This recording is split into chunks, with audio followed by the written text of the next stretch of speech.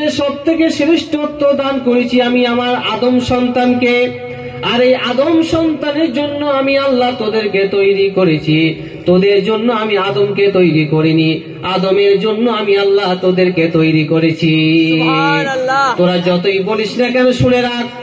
আমার বান্দারা গুনাহ করবে জানি, আমার বান্দারা ভুল করবে জানি, আমার বান্দারা আমার নাফরমানি করবে জানি, তবে শুনে রেখে দে, জেনে রেখে দে, আমার বান্দারা যদি ভুল করতে করতে, গুনাহ করতে করতে লাউ বালাগা যুনুব কানার সামা,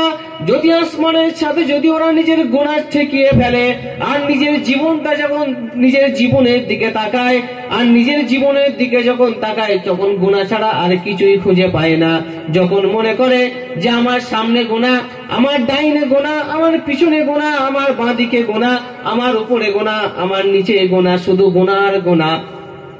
গুনার সাগরে আমি হাবুডুবু খাচ্ছি। আর এই ভাবতে ভাবতে যখন সে নিরাশ হয়ে যায়, আমি আল্লাহ ঘোষণা দিয়ে দিলাম, বান্দারে লা তাকনাতু মির রাহমাতিল্লাহ, আমি আল্লাহ তোরা আমার রাস্তায় ফিরে আয়, দেখ আমি কত বড় দয়ালু, দেখ আমি কত বড় মেহেরবান।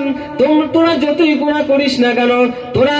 আমি আল্লাহ আমার রহমত থেকে নিরাশ হয়ে যাস না। আমি আল্লাহ ঘোষণা দিয়ে দিলাম, তোরা গুনাহ করতে করতে যদি আসমানের ছাদ পরিমাণ গুনাহ করে ফেলিস আর নিজের জীবনটাকে বরবাদি করে ফেলিস, আর জীবনে যদি একবার নিজের ভুল স্বীকার করে আমি আল্লাহ আমার কাছে তওবা করিস, আর আমি আল্লাহ আমার কাছে ফরিয়াদ করে তুই হাত তুলিস, আর চোখের কোণায় যদি এক ফোঁটা পানি চলে আসে, আমি আল্লাহ ঘোষণা দিয়ে দিলাম, হে আমার মালাইকা ফেরেশতারা তোরা সাক্ষী হয়ে যা, আমি ওই বান্দার জীবনের সমস্ত গুনাহগুলোকে ক্ষমা করে দেই। জোরে বলবেন না সুবহানাল্লাহ।